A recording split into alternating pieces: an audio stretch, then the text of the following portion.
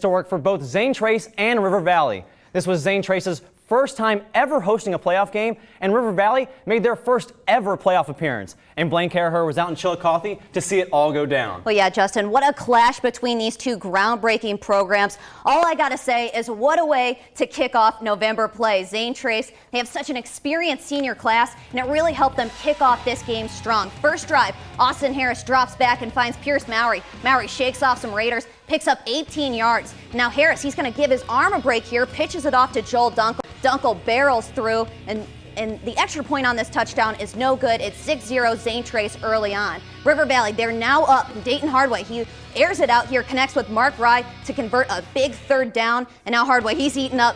He finds Kirk Morrow. It was pretty slippery out there, folks. So Morrow, he's able to go a bit further. He gets 19 yards, and 4 plays later, the Raiders, they're on the 2-yard line, and it's 4th down, but they cannot convert. Pioneers, they're forced to punt on their next drive. So Hardway, he's trying to get his groove back, but those passes just aren't falling like they used to. Here comes Truman Love right into your living room, folks. 2-point conversion's good, and now Zane Trace, they lead 14-zip. And Raiders, they really need to step it up, but Hardway, he throws this one away here. Trey Davis, he blows by the Raiders with a pick six. This takes the wind out of the Raiders. Zane Trace, they win this one 30-0. Well, Blaine, what do you think ultimately went wrong for River Valley? Well, you know, we talked with Coach Sparling this week, and he said that this game was going to be tough. Going into tonight, Zane Trace's offense, they averaged almost 40 points. But what's more impressive is their absolute ability to shut teams down on defense. Zane Trace's defensive coordinator, Coach Tipton, actually was a coach on River Valley's team last season. With Tipton's knowledge of the Raiders and then Truman Love leading the Pioneer D,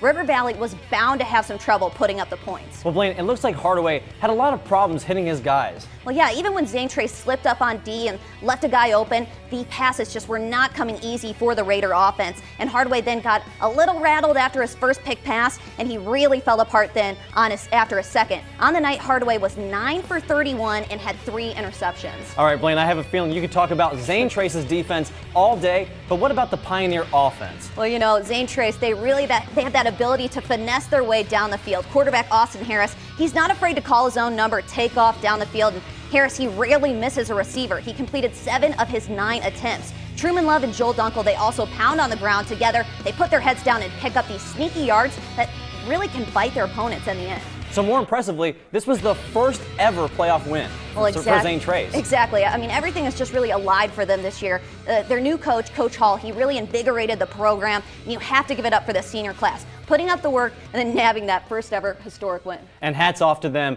Hats off to River Valley, too, for a great season. What's up next for the Pioneers? Well, the Pioneers, I don't mean to play spoiler, but Zane Trace, they're going to be taking on the Alexander Spartans next week.